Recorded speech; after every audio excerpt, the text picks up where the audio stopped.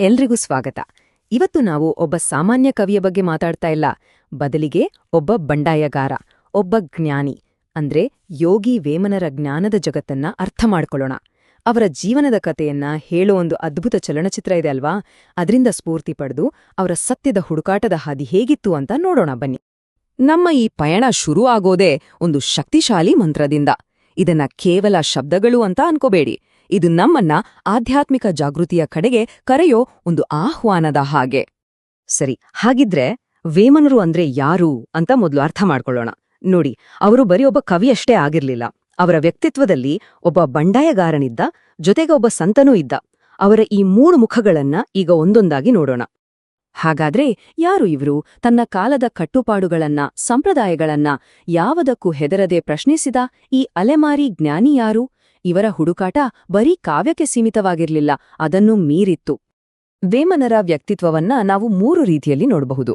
ನೋಡಿ, ಮೊದಲನೇದಾಗಿ ಒಬ್ಬ ಕವಿಯಾಗಿ ಅವರು ತುಂಬಾ ಸರಳವಾದ ಪದ್ಯಗಳಲ್ಲಿ ಜೀವನದ ದೊಡ್ಡ ದೊಡ್ಡ ಸತ್ಯಗಳನ್ನ ಜನರಿಗೆ ತಲುಪಿಸಿದ್ರು. ಇನ್ನು ಒಬ್ಬ ಬಂಡಾಯಗಾರನಾಗಿ ಸಮಾಜದಲ್ಲಿದ್ದ ಮೂಢನಂಬಿಕೆಗಳು, ಅಸಮಾನತೆ ಇವುಗಳ ವಿರುದ್ಧ ಧೈರ್ಯವಾಗಿ ಧ್ವನಿ ಎತ್ತಿದ್ರು.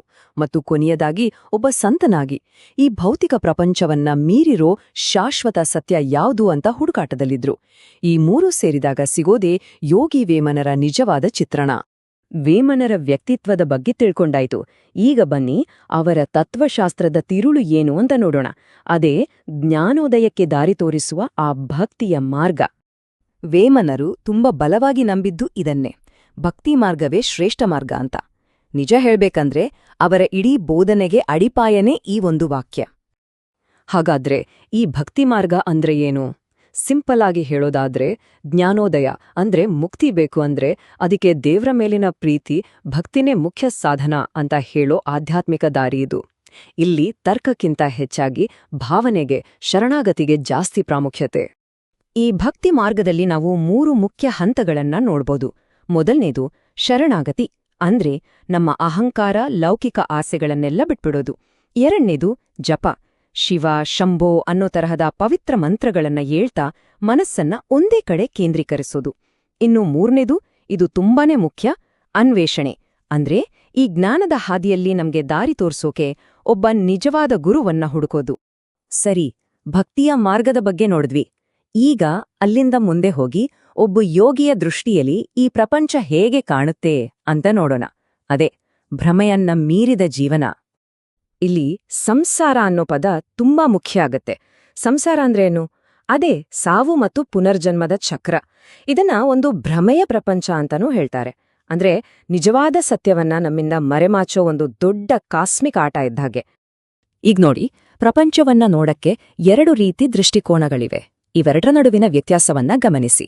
ನಿಮ್ಮ ಥರದ ಲೌಕಿಕ ದೃಷ್ಟಿಯಲ್ಲಿ ಬಂಗಾರ, ದುಡ್ಡೇ ಎಲ್ಲ, ಅದೇ ಸೆಕ್ಯೂರಿಟಿ.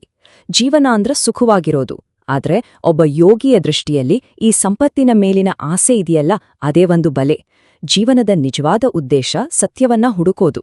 ಮತ್ತೆ ಸಾವು ಅನ್ನೋದು ಅಂತ್ಯ ಅಲ್ಲ, ಅದು ಕೇವಲ ಒಂದು ಬದಲಾವಣೆ ಅಷ್ಟೆ. ಹಾಗಾದ್ರೆ ಈ ಭ್ರಮೆಯ ಪ್ರಪಂಚವನ್ನ ದಾಟಿದ ಮೇಲೆ ತಲುಪೋ ಗುರಿ ಯಾವುದು? ಈಗ ನಾವು ಅದ್ರ ಬಗ್ಗೆನೇ ಮಾತಾಡೋಣ. ಅದೇ ದೈವಿಕ ಬೆಳಕಿನ ಹುಡುಕಾಟ. ಜ್ಯೋತಿ, ಆ ಬೆಳಕಿನಲ್ಲಿ ಎಲ್ಲವೂ ಬಹಿರಂಗ ಆಗುತ್ತೆ, ಎಲ್ಲವೂ ಸ್ಪಷ್ಟವಾಗಿ ಕಾಣುತ್ತೆ. ನೋಡಿ, ಈ ಮಾತುಗಳು ಒಬ್ಬ ಯೋಗಿಯ ಅಂತಿಮ ಗುರಿಯನ್ನ ಎಷ್ಟು ಸುಂದರವಾಗಿ ಹೇಳುತ್ತೆ ಅಲ್ವಾ? ಹಾಗಿದ್ರೆ ಜ್ಯೋತಿ ಅಂದ್ರೆ ಏನು? ಇದು ಸಂಸ್ಕೃತ ಪದ. ಇದರ ಅರ್ಥ ದೈವಿಕ ಬೆಳಕು. ಇದು ನಮ್ಮ ಒಳಗಿನ ಜ್ಞಾನೋದಯ, ಆಧ್ಯಾತ್ಮಿಕ ಅರಿವು ಮತ್ತೆ ನಮ್ಮೊಳಗಿರೋ ಆ ಪರಮ ಸತ್ಯ ಅಂದ್ರೆ ಬ್ರಹ್ಮ, ಅದರ ಅಸ್ತಿತ್ವವನ್ನ ಸೂಚಿಸುತ್ತೆ. ಹಾಗಾದ್ರೆ ಈ ದೈವಿಕ ಬೆಳಕು ಹೇಗಿರುತ್ತೆ? ಅದರ ಸ್ವರೂಪ ಏನು? ನೋಡಿ, ಅದಕ್ಕೆ ಯಾವುದೇ ಆಕಾರ ಇಲ್ಲ. ಅದು ನಮ್ಮ ಭೌತಿಕ ದೇಹದ ಎಲ್ಲೆಯನ್ನ ಮೀರಿದ ಒಂದು ಪರಮಸತ್ಯ. ಇಡೀ ಸೃಷ್ಟಿಗೇ ಮೂಲ ಕಾರಣನೇ ಅದು. ಪಾರ್ವತಿ ಪರಮೇಶ್ವರ ಅಂತೀವಲ್ಲ ಹಾಗೆ.